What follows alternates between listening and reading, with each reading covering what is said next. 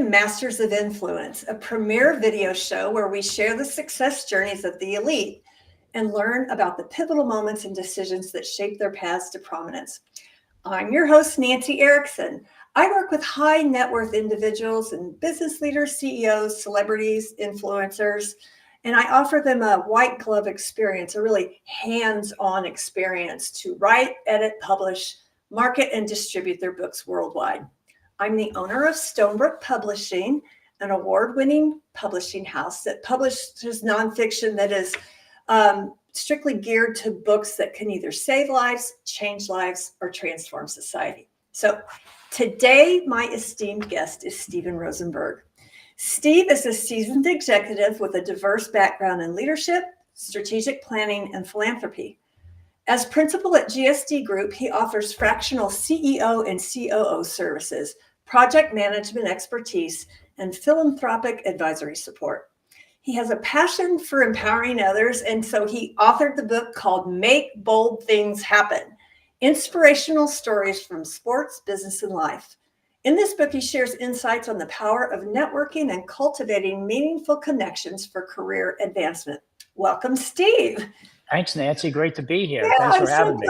Yeah, I'm so glad you're here. Okay, so I understand that you grew up in a pretty special neighborhood in Pittsburgh, I believe it was, right?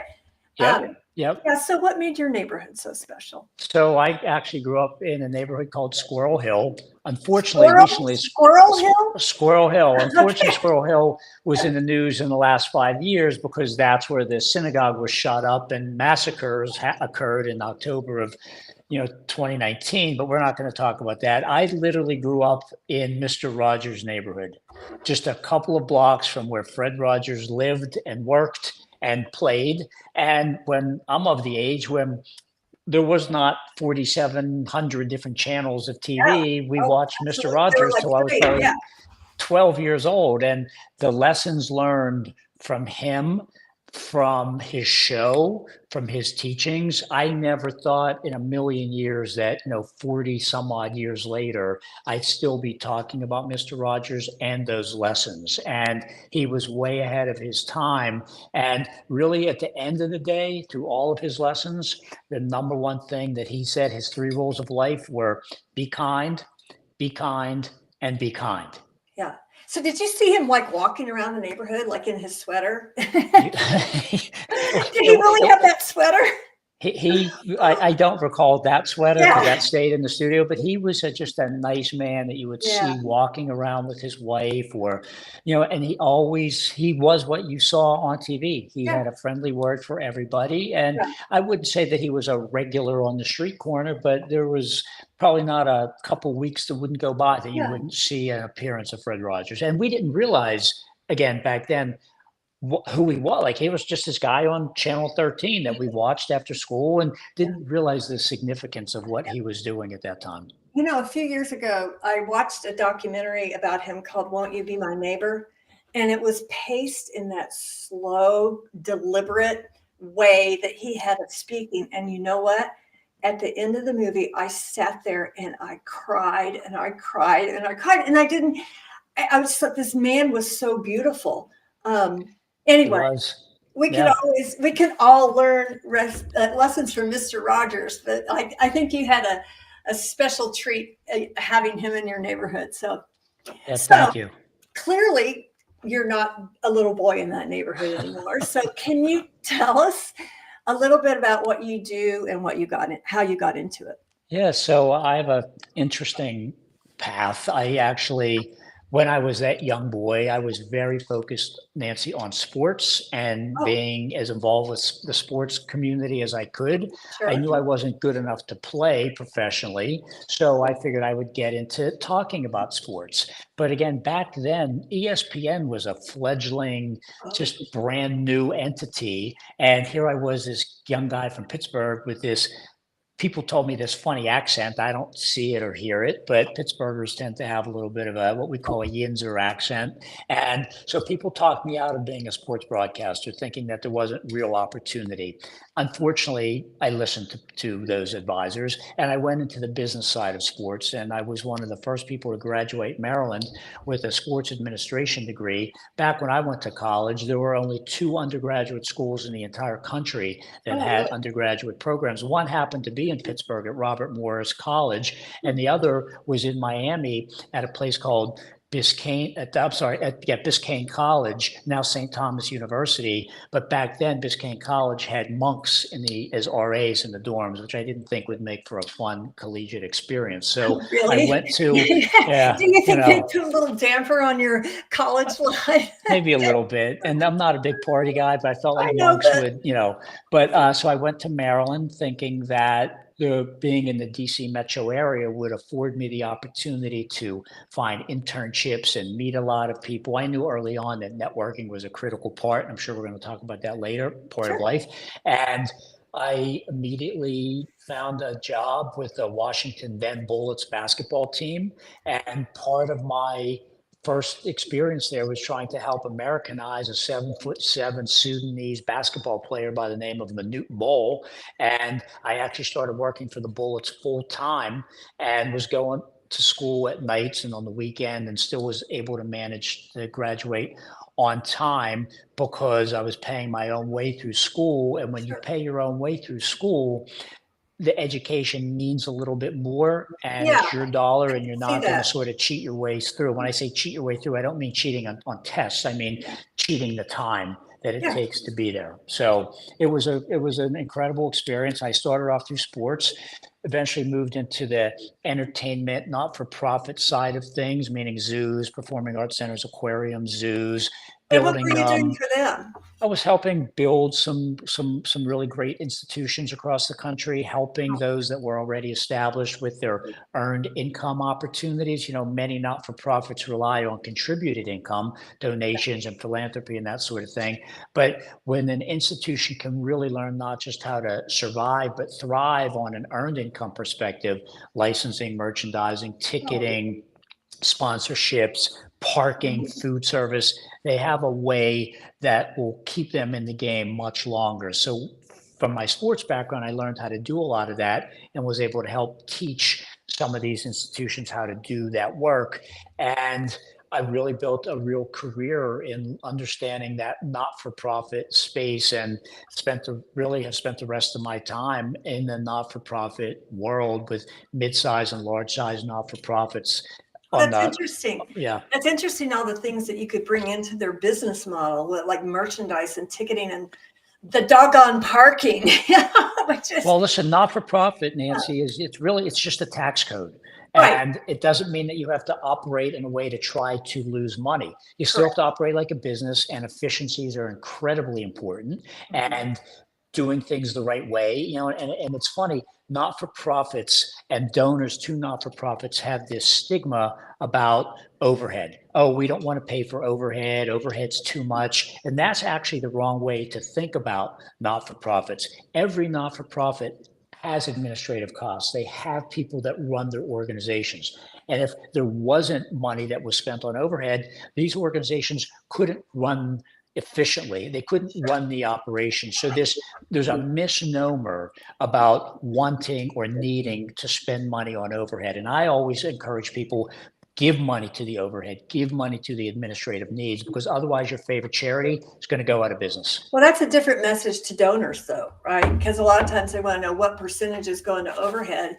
And if they feel like that whatever it is too much, they're reluctant to give. So you have to completely change the messaging, right? It's the wrong question, but it's a question sometimes that newer philanthropists start to ask because they don't know what else to ask. And there is no right answer. Look, I would say there's a point when administrative costs could be too much, but think about, we talked about Squirrel Hill earlier, right? So in October of 2018, the synagogue Tree of Life got shot up. Well, there's an organization in Pittsburgh called the Jewish Federation of Greater Pittsburgh, and they were the first to respond and help in a variety of ways. Okay. If that organization was not Hadn't existed, yeah. been there on October, the day before, they could not have been there to help the day of the tragedy. And think about all these other organizations that respond to whatever incident occurs in the world. If they didn't have their setup the day before, they couldn't do the work the day after. They can't be helpful in any way at Yeah. all. So they could just add to the confusion, unfortunately. Yeah. So I'm a unicorn, and I started off in sports, very focused, and somehow ended up over in this other space. Yeah. So you talked about zoos and other nonprofits. What other kind of nonprofits have you been working with? Oh God, I feel like I've been very fortunate. I've worked with some really great ones. I live in Philadelphia, and I built a wonderful place called the National Constitution Center on Independence Mall in Philadelphia. Really? I've been there. I visited Philadelphia. My husband and I went on our anniversary one year, specifically because we hadn't been there, and that's like the birthplace of our democracy, So I've 100%. been there. Yeah. So that square mile in Philadelphia has more federal buildings in it than any place outside of Washington, D.C.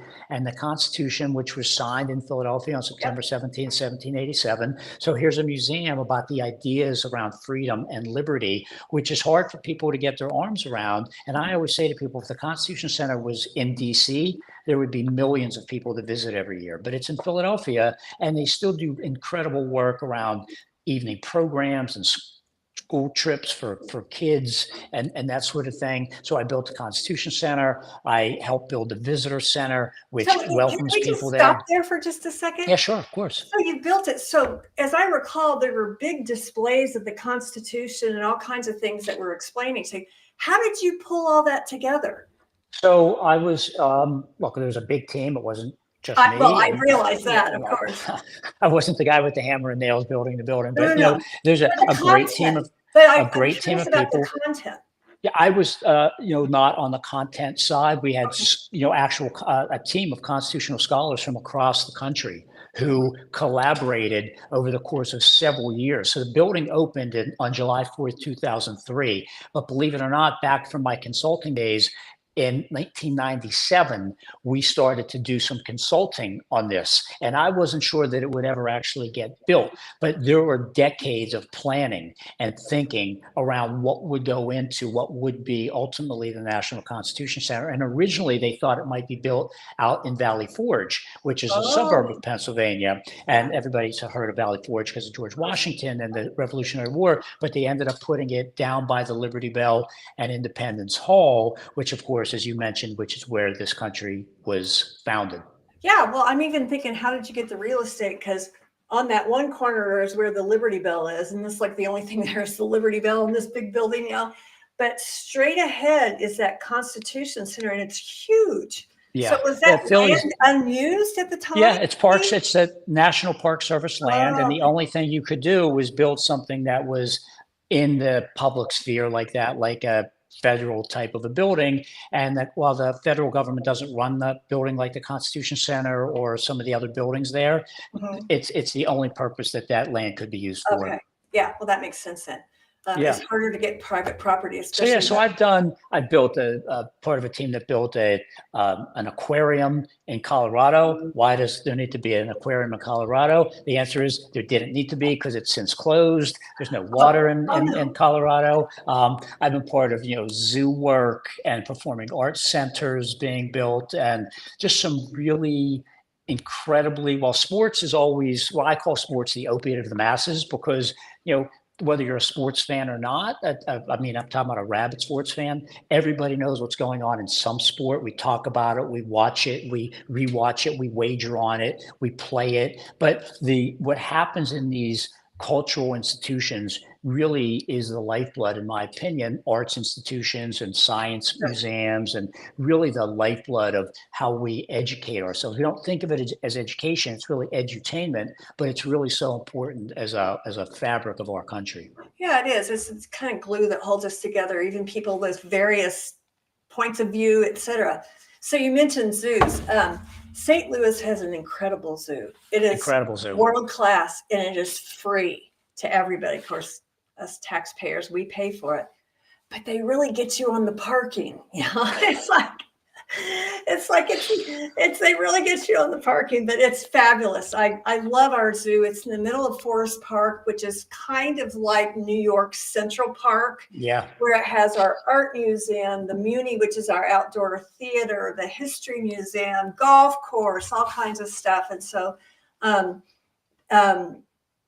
people are very fond of our zoos. And St. Louis I would think of if there's donors, it would be easy to get people to contribute to zoos. Yes or no? No, it's not easy. It's not easy because the competition, well, think about it. The competition for the philanthropic dollar is immense right now. There are so many good causes to give to, and everybody has their favorites. There's nothing easy anymore. Maybe 20 years ago it was easier, but asking people for money is always a challenge. And you're right, that is one great zoo. It's a phenomenal city. It's one of those cities that a lot of people haven't been to and don't really understand. But if you've been, yeah, again, great baseball stadium, great baseball city, team, right? Great baseball team. Yeah, but the community always, even when on those down years when they don't win the Cardinals, that there's the support for that team. It's a real baseball city. It is. And it is. it's again, it's when I think of St. Louis, it really represents to me the fabric of what this country is all about. Well, we recently got a soccer team, MLS team. We started last year, and they're doing great. They're sellout crowds every time. I mean, we love our sports. We got the St. Louis Blues hockey. No longer have the St. Louis Rams, so we don't do football. But I'm pretty happy with baseball. And one of the best stories is a holiday in St. Louis. I know. April 4th. One of the best. Yeah. One of the best sports stories ever came out of St. Louis in the old American Basketball Association. The two brothers that owned the Spirit of St. Louis, when the ABA was folding, they made it. They weren't one of the franchises that got absorbed by the NBA, and they made a deal with the NBA. This is at a time when the NBA was a much smaller property, and they said, "All right, you'll just pay us a small percentage of your TV rights forever." And this was back in the 70s. And the NBA just recently settled that deal. I posted about this on LinkedIn, told the story just a couple of weeks ago. And the Silna brothers that owned the Spirit of St. Louis ended up getting hundreds and hundreds and hundreds of millions of dollars from this silly little, we'll just take, a percent of all the TV revenues in the history of the NBA. The greatest deal ever negotiated. Into perpetuity, right? So tell me a little bit about GSD. Do you all support nonprofits or no? I work with them. Let's just even start with, what does that stand for, GSD? Well, not sure I'm allowed to say it, but it stands for Get Bleep Done. Because but bleep is not the B. You can figure out what it is. Because that's always been sort of. That's what we all like to do, right? Listen, Nancy, that's been my brand. I've always been the guy that people call on when they need That's hilarious. something. I love that as your name. And in fact, I told you I lived in Philadelphia. Our governor, Josh Shapiro, has now, didn't take it from me. It's not, I don't own GSD, but he calls himself the GSD governor. And is he right? He's on a pretty good pace so far, but if you are not somebody that can GSD, then I don't really have time for you, because we're here. We get one lap around the sun. Let's make every day as efficient as possible. And don't wait till tomorrow what you can get done today kind of thing. But I've always tried to be helpful to everybody and anybody, and people have always relied on me to be that connector to help them get from point A to point C. Yeah. So what does GSD do? So we do fractional CEO and COO work in the not-for-profit space. Okay. We also have a mentorship program for either for-profit or not-for-profit companies, because as you know, in today's society, we lost a lot of years through COVID, and we have a newer force of entrance into employment today who are not really ready to go to work. They've had their heads buried in their phones for the last 20 years, and they need mentors. And then you have these people that are my age working in companies who are sort of forced back to work, who don't really want to spend the time working with these newer entrants into the workforce.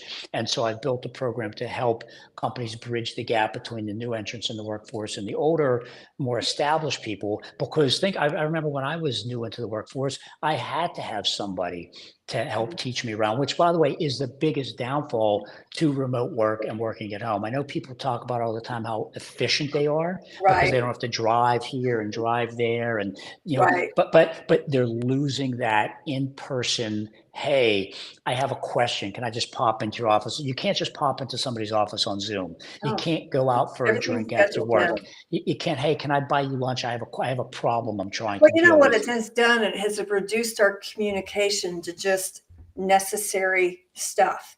And so there's no relationship building. And that's what people are built for, relationship. I mean, it's like part of what you get from your job is a diverse family, if you will. Some of them you're not going to like, but you got to learn how to get along with others, right? Some of them you're going to really like, and the others, you're not. But I'm interested in something that you said, Steve. You said the workforce isn't ready for work. So why aren't they? And what do you mean by that? And why aren't they really ready? Do you mean like they don't know how to work in an office? They don't know how to conduct themselves professionally, or they don't know how to do work and not, be distracted? All of the above. First of all, they spend, that the data shows that these younger people, meaning younger, way younger than me, spend between 40 and 100 hours on what I like to refer to as anti-social media, because there's nothing social about being on Facebook. 40 to 100 hours a week, not a month, a week. And they don't know how to go out and even have dinner with their own family. How many times you go to a restaurant and you see everybody at dinners doing this?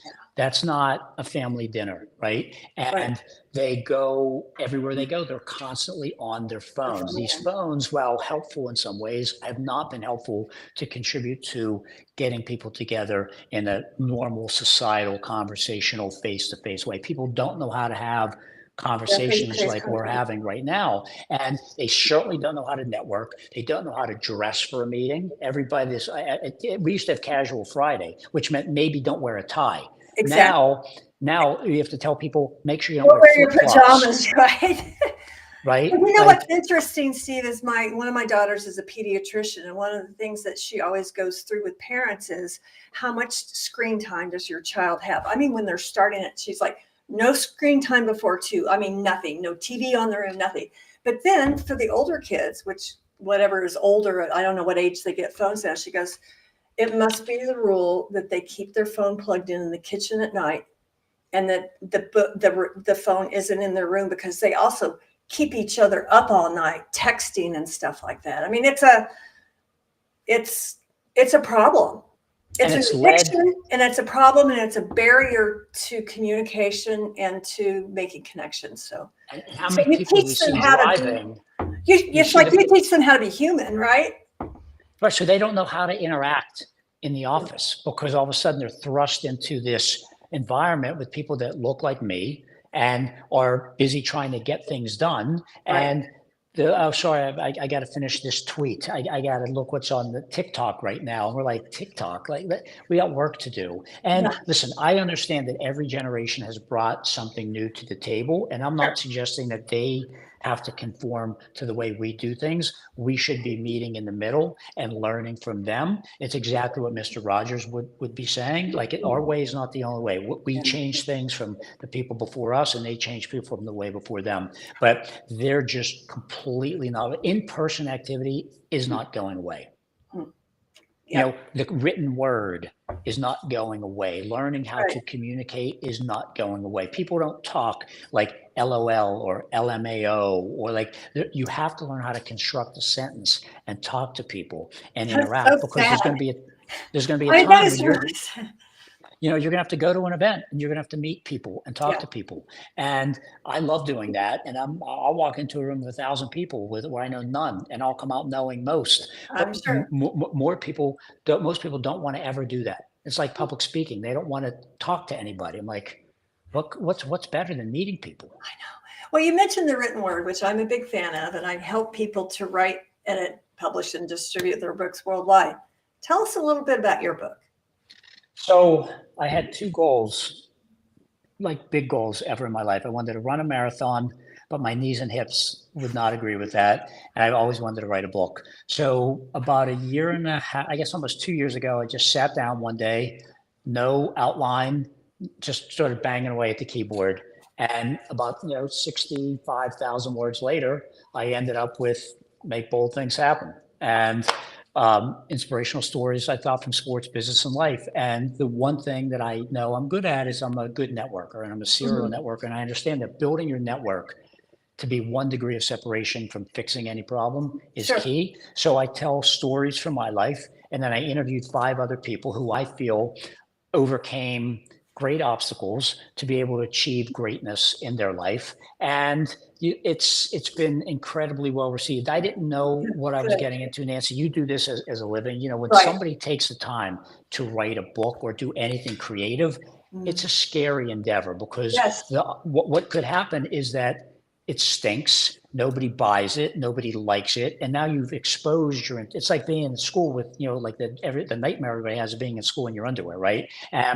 So I had a couple people read it, and everybody said they liked it. And I never did this for a financial gain. I just wanted to put some thoughts out there, and hopefully it would lead to more speaking, more writing, maybe and some more clients. It's a cornerstone product for a speaking career. And it's been great. It's really been incredible. I talk to people like you, all the time. I've done a lot of media, and it's really opened my eyes. I get to speak on college campuses a lot, because to me, it was, in my mind, it was written for newer entrants into the workforce who really have no idea. And I picked the title, Make Bold Things Happen, not Make Bald Things Happen, Make Bold Things Happen, because anybody can make something bold happen.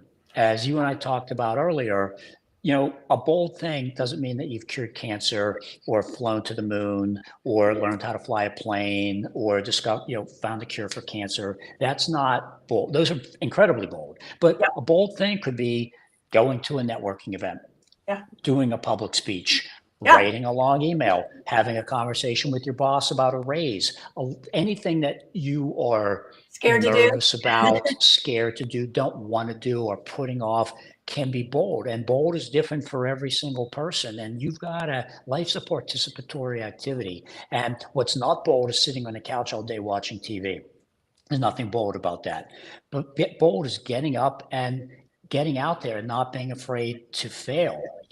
One of the things I write about in the book is that failure is not the opposite of success. Failure is part. I heard you say that, and I like that a lot. Failure is part of success, because I don't know anybody who has succeeded at any level that has not failed. I remember when my kids, when they were young, when they would try to learn how to ride their 2-wheeler, I tried to knock them over, because if you don't fall off the bike and know that it actually doesn't hurt that bad, you're never going to want to ride again. Okay. And so if you don't fail, and that's one of our problems today with the younger people that I talked to you about, is they came from the helicopter generation where mommy and daddy wouldn't let them fail. Right. You think they're not risk takers?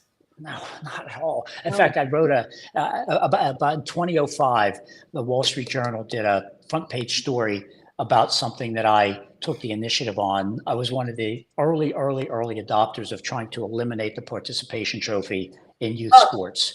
Okay. And I felt that if you're keeping score and you don't win, you don't deserve a trophy. That's not how life works. And so I was running a very large little league in Pennsylvania, and I brought this idea up. You would have thought that I said, we're going to take the kids out back afterwards and we're going to beat them.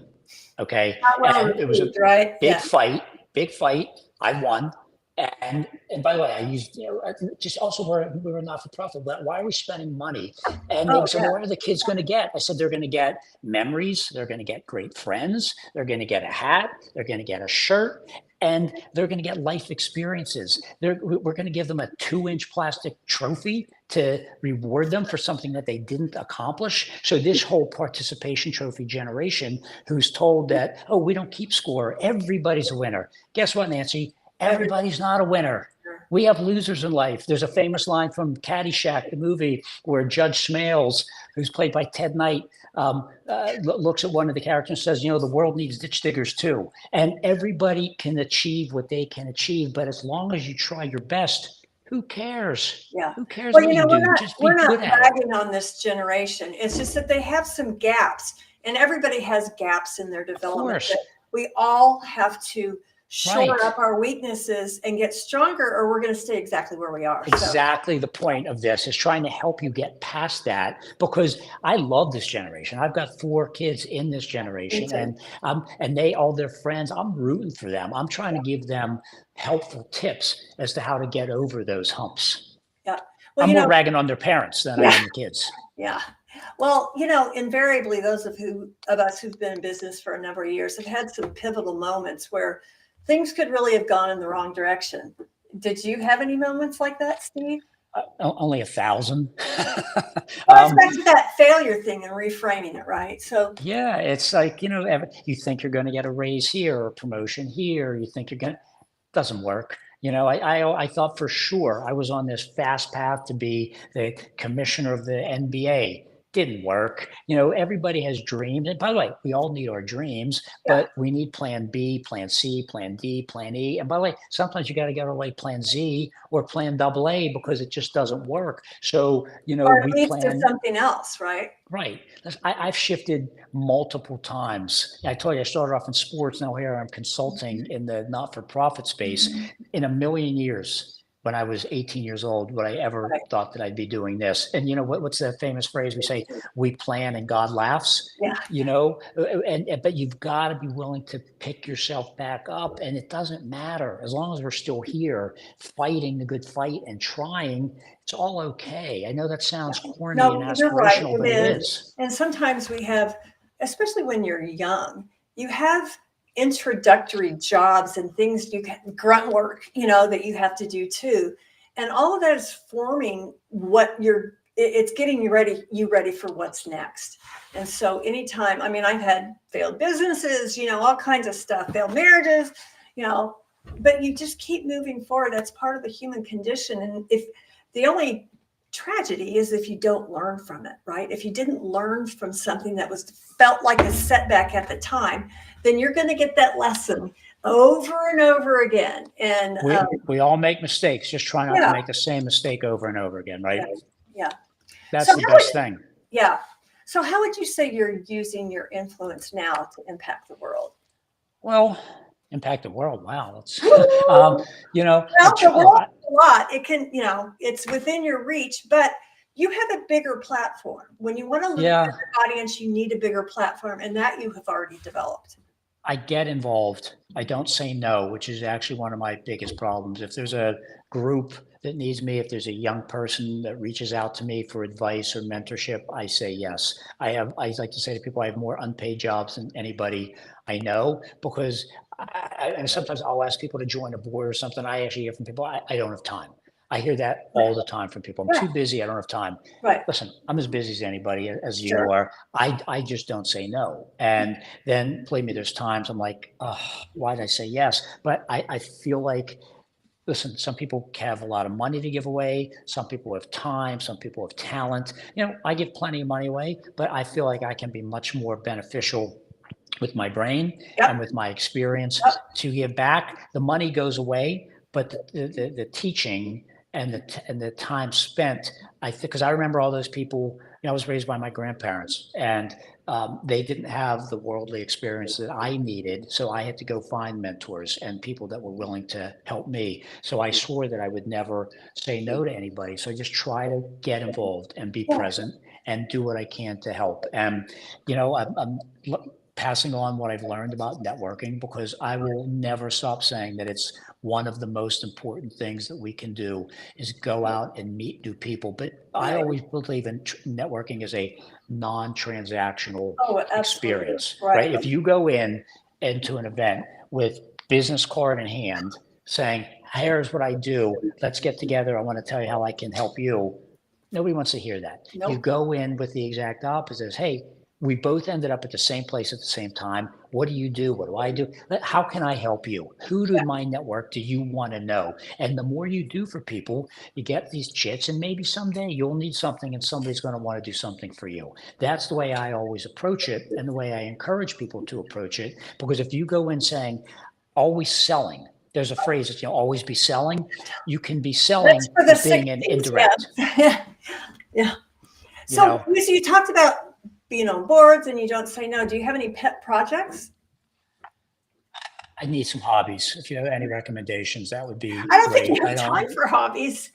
I'd like some, I work out every day. I don't miss a day ever. And I like to, walk, but I always have my earbuds in, and doing a lot of my own reading now. I like to get lost in books. I've always thought about books, but I'm a painfully slow reader. Yeah. Painfully slow reader. So I actually listen to a lot of books, which I'm not sure I can say I'm reading those books, but there's different authors that I like, and I read about a lot of different things, and I'm always trying to better myself and learn different things. But I'm not I don't collect anything. I don't spend my time doing that sort of thing. I'm always just trying to figure out what's next. Who can I help? Well, I know that sounds sort of like I'm it doesn't. It sounds like self-important, but it's what I want to do. Yeah, it sounds like that's your motivation. And, there's karma, what goes around comes around. And so I can't remember who said this, but the more people, well, I'm going to botch this quote, but it had something to do with, if you help enough people get what they want, they'll help you get what you want. Anyway. That's the approach. How many times, and now we have this tool called LinkedIn. Hello, LinkedIn. And we didn't have that even 10 years ago. And it is such a valuable tool when used correctly. Correctly. And you know what I hate particularly is when people will want to connect with me and I'll say, okay, and then they send me a sales thing. And I just go through and delete them.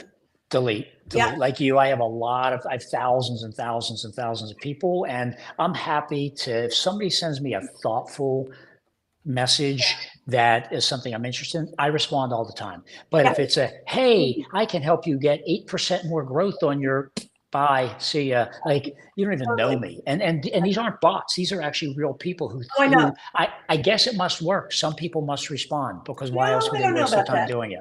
I still think, I actually don't think that probably does work, because I think people are more about connection, and you don't want to be used. And that's the feeling I get, like, you know what, why did you connect with me if you didn't need me for something, So this is such a great tool that we're on right now, Nancy, and LinkedIn. And if you use it correctly, you can really meet a lot of people, and it really can shorten the curve. And if you're like somebody that's looking for a job, and you figure out how to like the page of the organization you want to work for, and you learn how to engage properly with the comments and the posts of the people that work at that place or the organization itself, the people that are doing the hiring, they notice those sorts of things, and you're going to have a very meaningful. And the knowledge that you can get out of it, there's some really smart people posting some outstanding content.